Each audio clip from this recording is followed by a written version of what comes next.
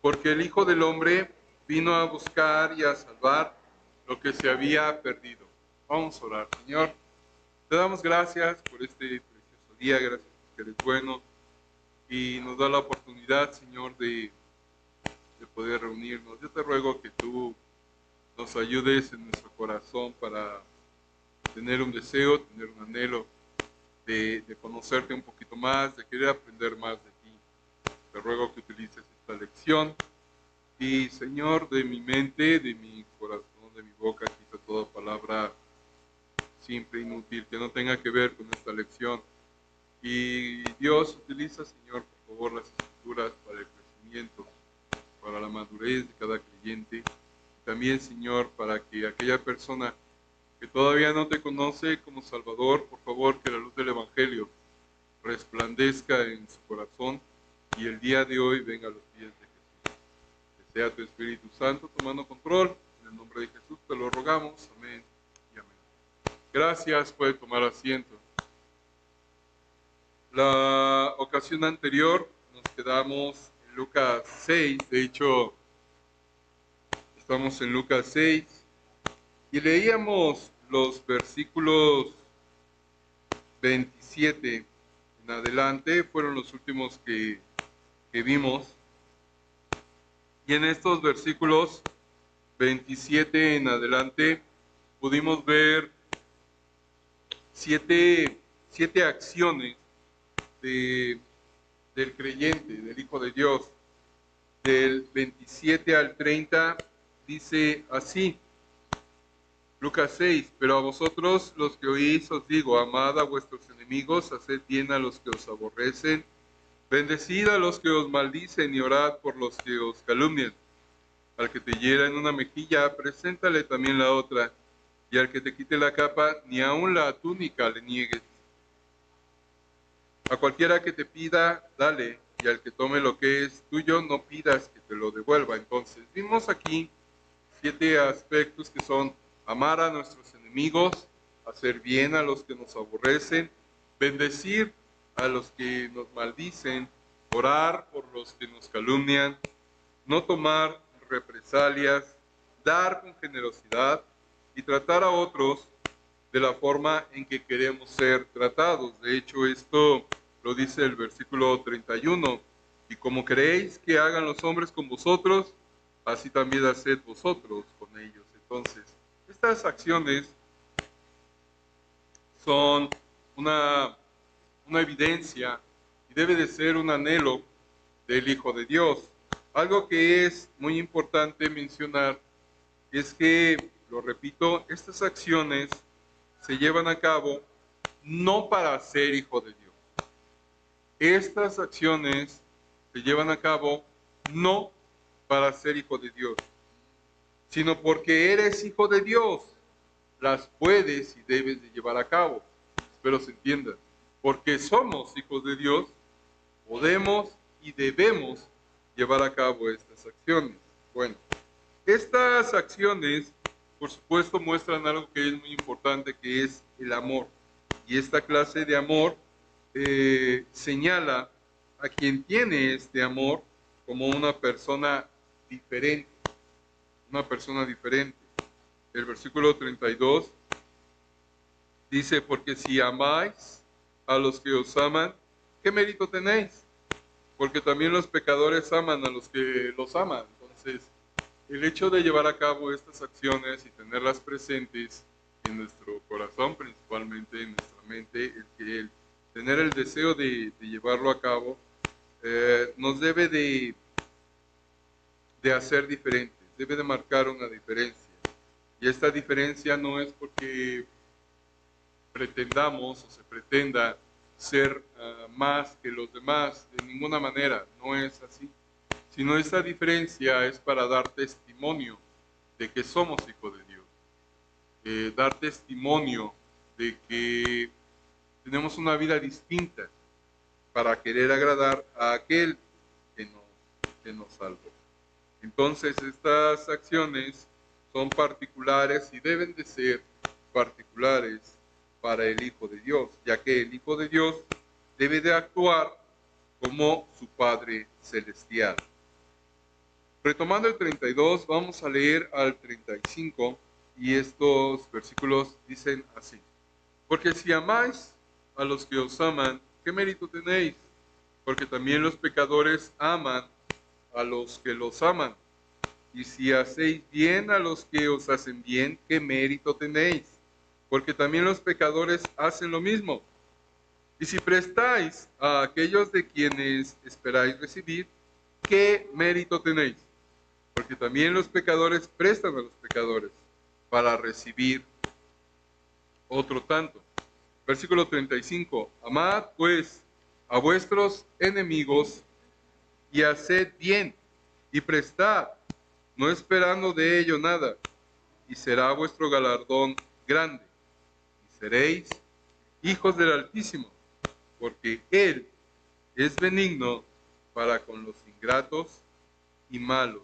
Si podemos darnos cuenta, aquí hay una pregunta que se repite en estos versículos, que dice, ¿qué mérito tenéis?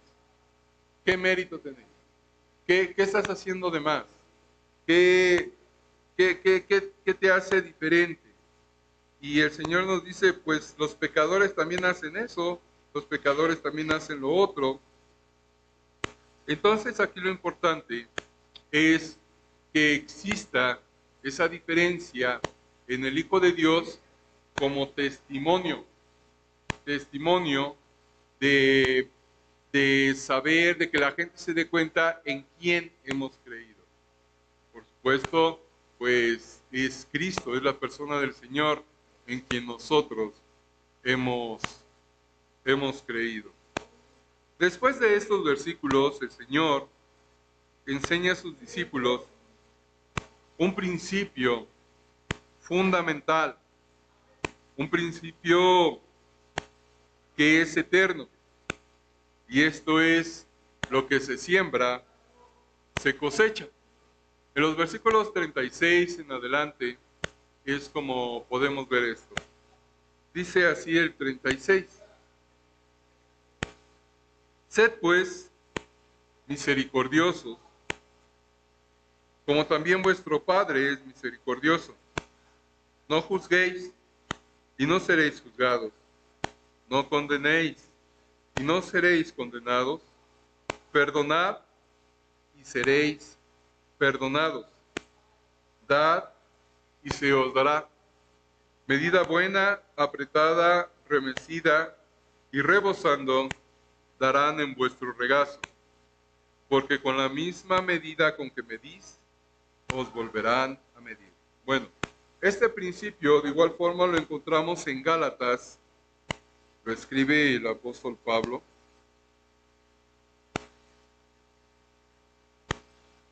Gálatas capítulo 6, versículo 7. Este versículo dice, no os engañéis, Dios no puede ser burlado, pues todo lo que el hombre sembrare, eso también segará.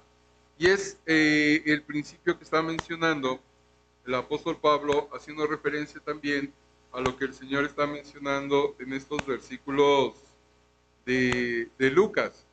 Y esto lo podemos llevar, por supuesto, a un terreno práctico. Nos dice y nos menciona 5 áreas que comprueban cómo se evidencia en la realidad este asunto de la siembra y la cosecha. Este asunto de la siembra y la cosecha, de igual forma, es una constante y frecuentemente se menciona en la palabra de Dios. Número 1, podemos leer en el versículo 36 que la misericordia conduce a la misericordia, a la compasión. Dice el 36, sed pues misericordiosos, como también vuestro Padre es misericordioso. El Señor ha sido y es misericordioso con nosotros. De igual manera, y ante eso, nosotros debemos y podemos ser misericordiosos con los demás. Claro que nuestra carne, nuestra carnalidad, siempre va a querer salir a la luz en el sentido de, pues, ser vengativo, no ser misericordioso. Pero el Señor nos está dando aquí instrucciones y nos establece un principio de que si nosotros hemos alcanzado misericordia, pues nosotros debemos de ser misericordiosos con los demás. También otra área que nos menciona es que, y debemos de tener cuidado, el juicio conduce a juicio. En el versículo 37, al inicio dice, no juzguéis y no seréis juzgados. Y esto, por supuesto, pues va de la mano con ser misericordioso. No juzguéis. En nuestra naturaleza es tan fácil emitir juicio, tan fácil emitir una sentencia, un juicio. De hecho, todas las partes de un juicio legal pasa por nuestra mente, nuestro corazón y emitimos una sentencia, ¿verdad? Pensamos, calificamos, deducimos y damos la sentencia, damos juicio. Debemos nosotros de ser un poquito más fríos en ese sentido. Es tan fácil juzgar, pero es muy difícil saber. No sabemos lo que sucede detrás de las acciones de las otras personas. No sabemos las situaciones de las otras personas. Y no es que nos tengamos que interesar o tengamos que estar al corriente y saber todo. No se trata de eso, no debe de ser. Pero debemos de librarnos de andar emitiendo juicio, porque el juicio conduce al juicio. El Señor dice, no juzguéis y no seréis juzgados. Yo no sé de usted, pero yo no quiero ser juzgado por Dios. Yo no quiero, no es mi deseo. Porque voy a ser hallado culpable. Entonces el Señor me da un principio que dice, no juzguéis y no seréis juzgados. También nos dice este mismo versículo que la condenación lleva a la condenación. No condenéis y no seréis condenados. No condenéis. De la misma forma, emitimos nosotros sentencia. Y en el final de este versículo nos dice el Señor, perdonad y seréis perdonados. Y esto, claro que conociéndonos un poquito, es muy difícil para nosotros. Muy difícil. Es muy difícil para Luis Alvarado perdonar.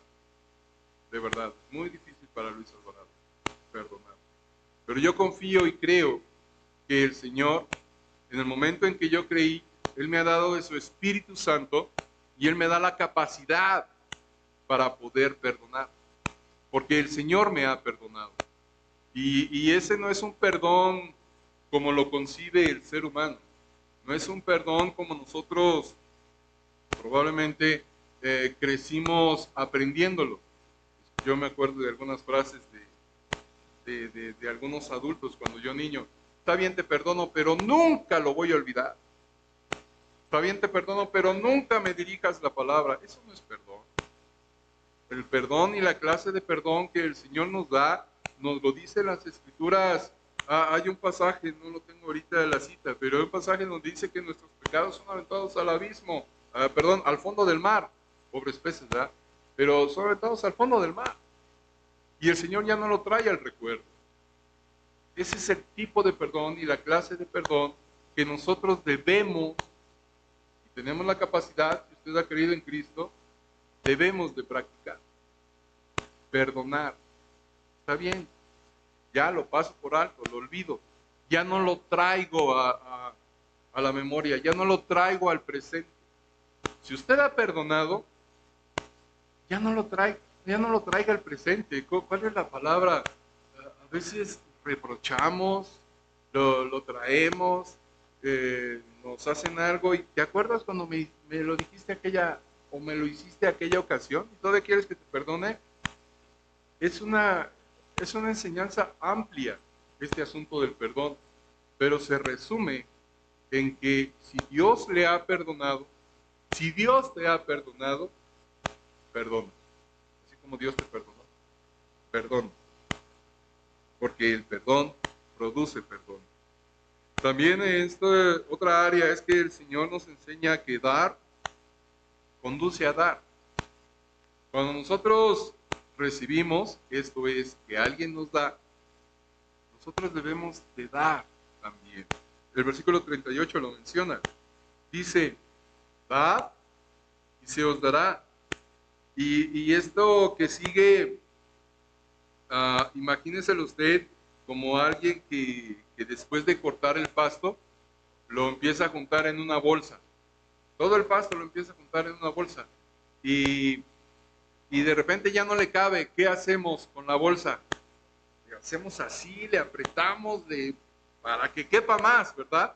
Bueno, estas palabras son medida buena, apretada, remecida y rebosando, darán en vuestro regazo. Es así como el Señor nos enseña que debemos de dar, porque el Señor nos da a través de diferentes medios, situaciones. El Señor nos da y nos dice, da y se os dará. Medida buena, apretada, remecida y rebosando darán en vuestro regazo. Y luego viene la sentencia nuevamente, viene el principio. Porque con la misma medida con que medís, os volverán a medir.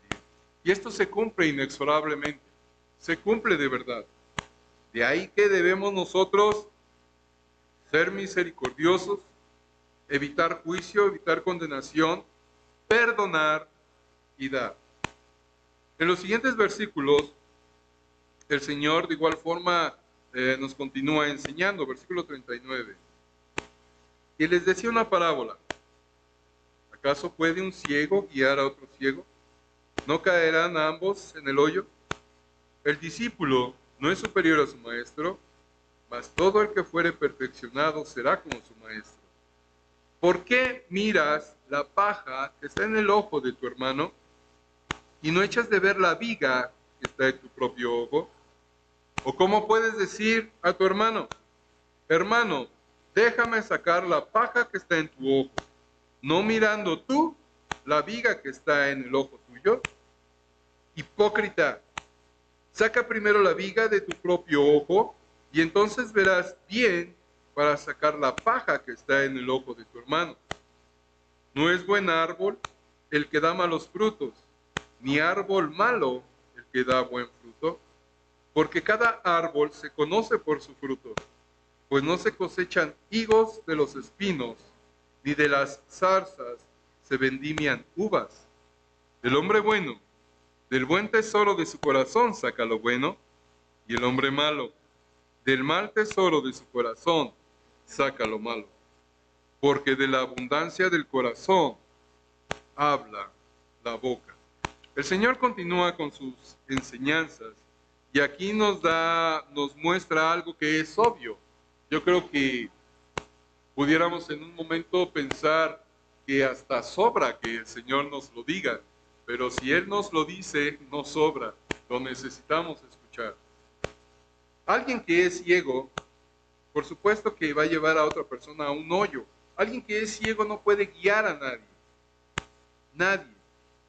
Pero el Señor nos dice esto en el sentido de que debemos de tener cuidado a quien seguimos.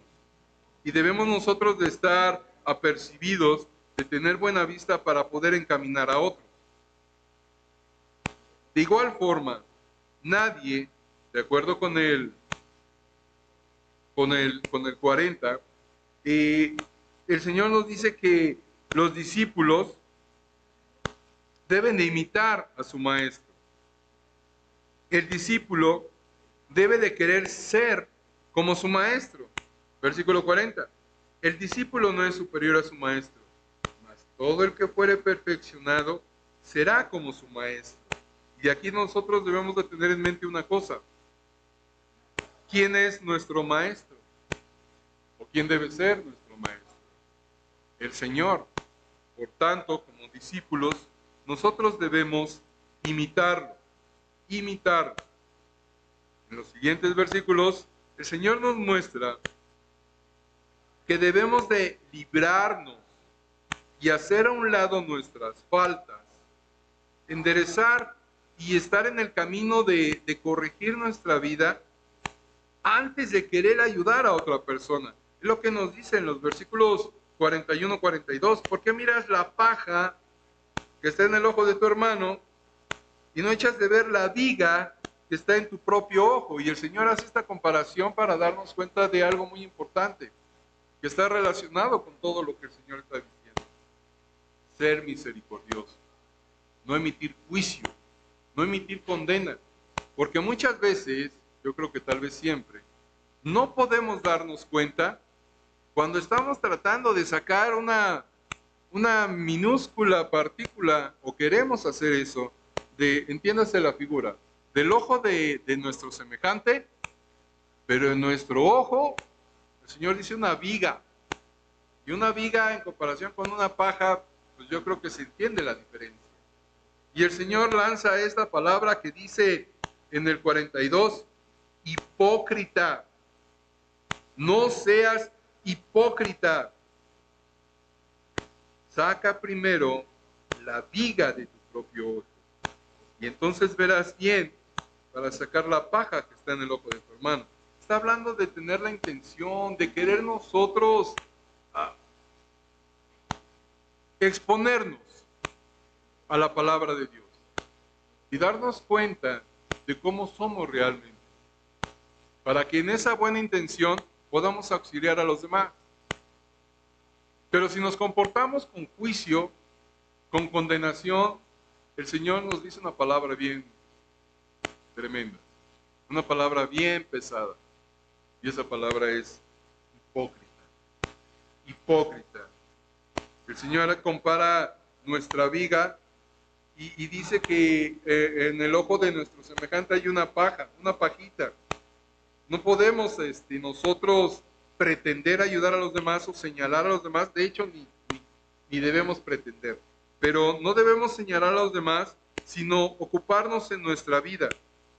Si nosotros nos ocupamos en nuestra vida, honestamente, sinceramente, en consecuencia va a haber una preocupación por los demás, una preocupación sincera, honesta. El Señor, continuando con su enseñanza, nos dice y nos marca lo que eventualmente un hombre manifiesta qué clase de hombre es. Versículo 43. No es buen árbol el que da malos frutos, ni árbol malo el que da buen fruto. Imaginemos nosotros esta escena, esta figura que el Señor está presentando. Un buen árbol, por supuesto, va a dar buenos frutos, no va a dar malos frutos, y viceversa. Un árbol malo, por supuesto que no va a dar buenos frutos. Y continúa ilustrando el Señor.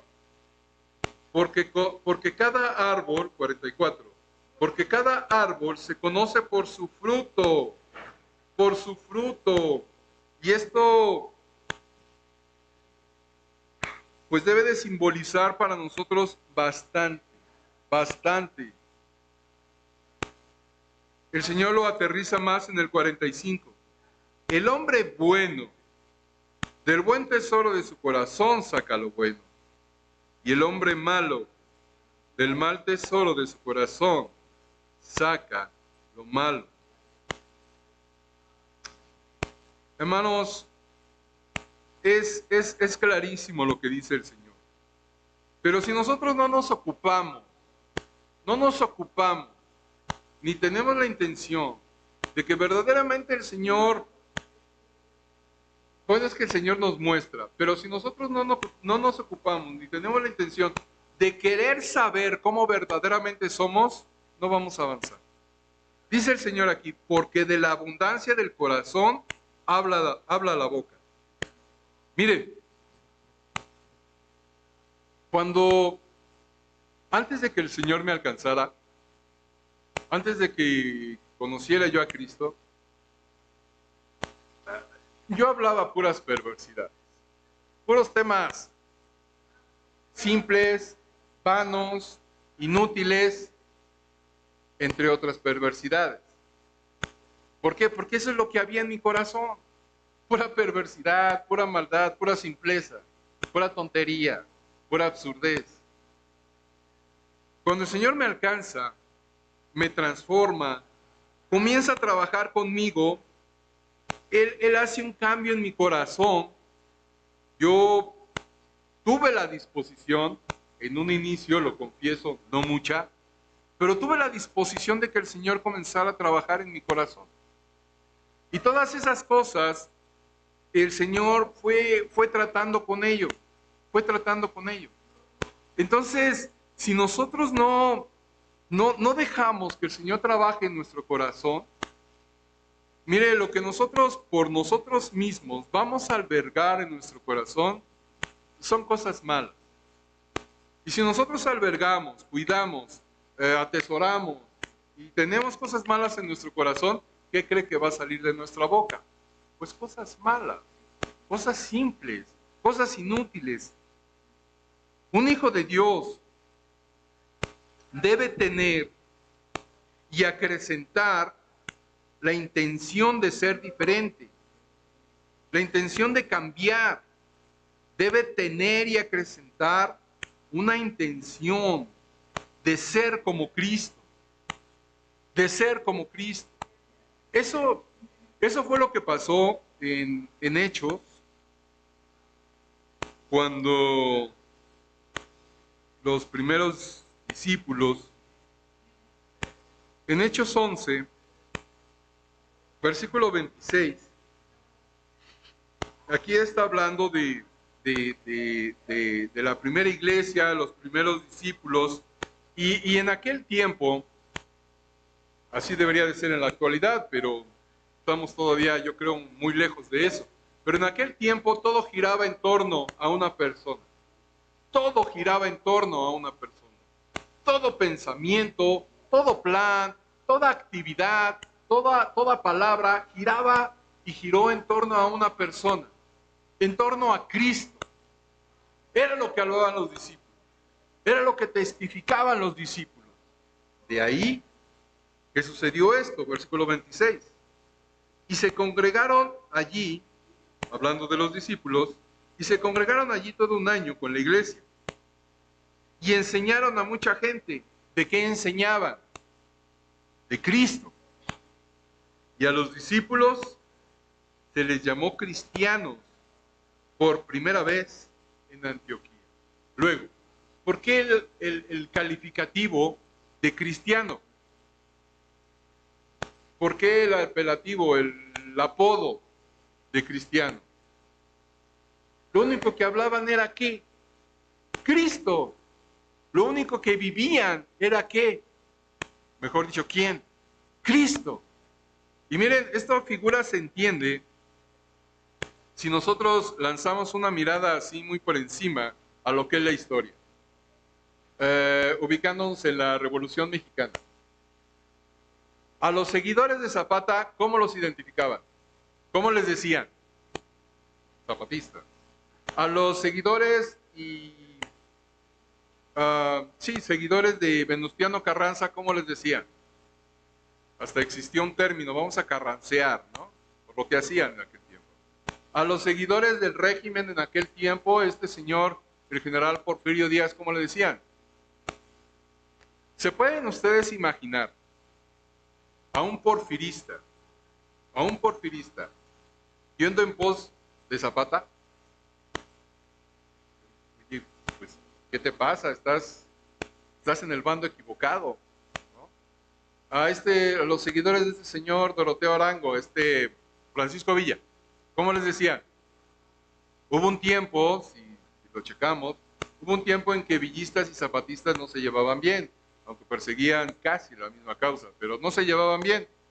Bueno, ¿se pueden ustedes imaginar en ese momento a un zapatista en las filas de los villistas? ¿Qué le hacían? Lo fusilaban, ¿no? Así es como... ¿Por qué traigo esto tratando de hacer esta figura? Ustedes se pueden imaginar a un cristiano, entendiendo lo que es un cristiano, a un cristiano en las filas del mundo, ¿se lo pueden imaginar? Tristemente existimos. Tristemente existimos. ¿Cómo se le denomina, cómo se le califica a una persona que siga este mundo? Las modas de este mundo. Todo lo que ofrece este mundo. ¿Cómo le llamaríamos?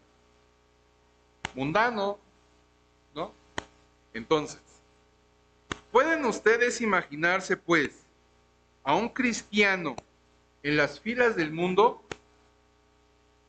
No sería concebible, pero tristemente existe. Tristemente existe. Lamentablemente. Les voy a hacer una pregunta. Ustedes se pueden imaginar, y esto es como, sí, una pregunta. Adivinen de qué animal estoy hablando. Tiene plumas como pato, camina como pato, tiene pies palmeados como pato, grazna como pato y es del color de un pato. ¿De qué animal estoy hablando? De un pato. Es obvio, un pato. Si una persona se viste como mundano, habla como mundano, se junta con mundanos y vive como mundano, ¿qué es? Ah, no, cristiano. ¿Se entiende el término? ¿Se entiende la figura? Amigos, hermanos, de veras, aquel que es cristiano no tiene absolutamente nada que hacer en las filas de este mundo. Estamos en el mundo, pero no somos del mundo. Los principios que nos da el Señor en la palabra de Dios es para darnos cuenta de ello. El Señor concluye este versículo 45, bueno, estas palabras, donde dice, porque de la abundancia del corazón habla la boca. A mí me causa cosas en mi corazón cuando escucho de alguien decir, ah, soy cristiano. Pues de cristiano nomás tienes lo que dices de que eres cristiano, porque, les repito, vistes como el mundo, hablas como el mundo, piensas como el mundo, te juntas con los mundanos, vives en el mundo. ¿De dónde sacas que eres cristiano? ¿De dónde? Cuando en ocasiones tengo oportunidad de algún libro que estoy leyendo o tengo la Biblia en la mano, una ocasión, sí ha habido 2, 3 ocasiones que personas me preguntan, oye, ¿eres cristiano? Me pesa la pregunta, me pesa, entendiendo lo que verdaderamente es un cristiano. Le digo yo, intento ser cristiano, me esfuerzo por ser cristiano. ¿Por qué me dices eso? Porque la palabra cristiano, el calibre de la palabra cristiano es difícil de llenar. Es difícil de llenar.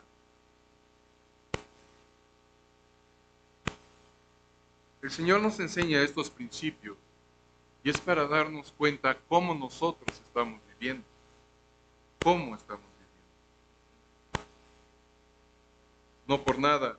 Versículo 46, Lucas 6, dice el Señor, ¿por qué me llamáis Señor, Señor, y no hacéis lo que yo digo?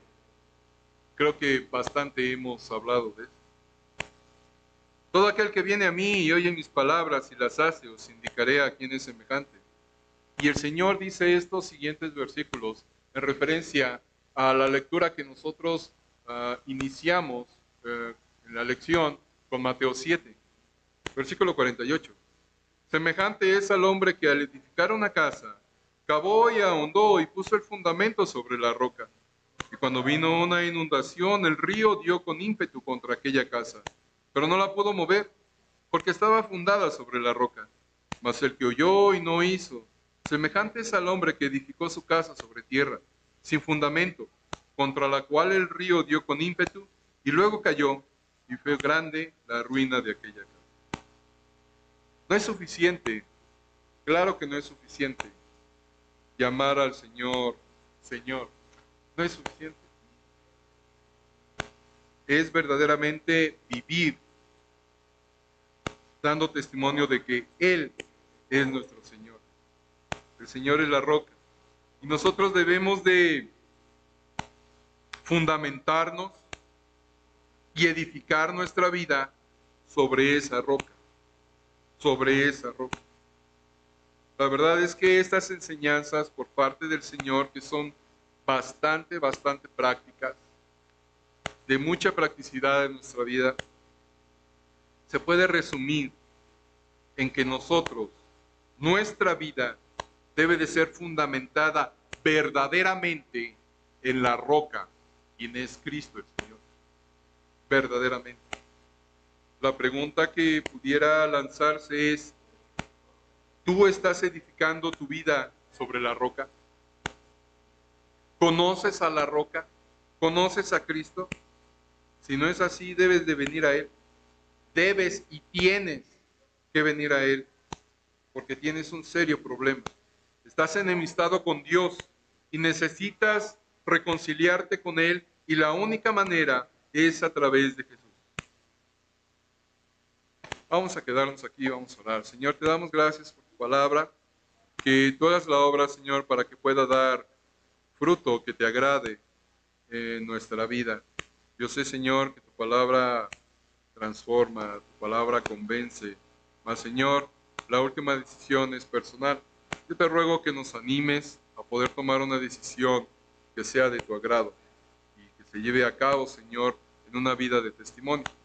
Te doy las gracias por la paciencia de cada oyente. Bendice el tiempo que sigue. En el nombre de Jesús te lo ruego. Amén y amén.